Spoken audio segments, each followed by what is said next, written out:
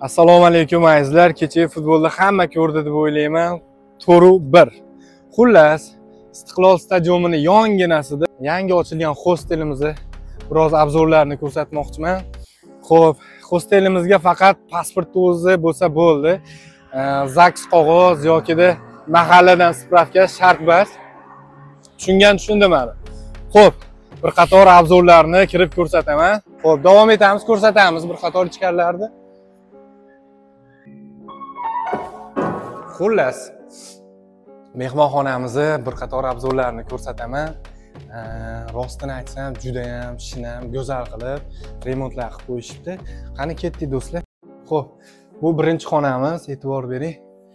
Xo'p. Ko'rishlaringiz mumkin, juda ham pokiza, shinam.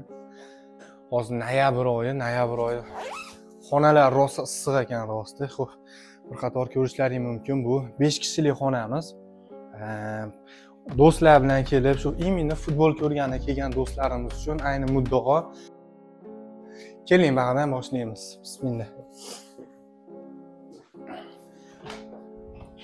Bu 1 kishilik xonamiz. E'tibor bering, xonamiz hamma jihozlari boshqa kerakli jihozlari bor. Albatta, dush, vanna, dushovoy kabinasi. Xo'p. Endi ikkinchi xonamizni ko'rsataman. Ikkinchi xonamiz 2 kishilik. Asosiysi puli zo'r. Men o'zim so'radim, bildim. Bu adashib ketdim, xonalar rosa ko'p, joy yetmay qoladi degan umuman fikr kelmasin. Xo'p, nechinchidir xonasi. 2 kishilik. Bitta ham o'zini sanuzili, dushovoy. Endi qiziq xonalardan ko'rsataman. Xonamizga e'tibor qiling. Bu 2 kishilik xonamiz. Aytganimdek, pasportingiz bo'lsa bo'ldi. ZAKS qog'oz, spravka yoki bir qanaqadir hujjatlar, qon topshiriq, bunday narsalar yo'q. Xo'p. Ketdik. Bu общий sanuzilimiz. Mehmonlaringiz uchun ajoyib, kichik banketlar qilsangiz ham bo'ladi albatta. Atmosferani qarang. Mana bunday zo'r bo'lsa kerak. Mana bunisi juda boshqacha bo'lsa kerak. Xullas, ko'rib turibsizlar. Juda ham zo'r ekan.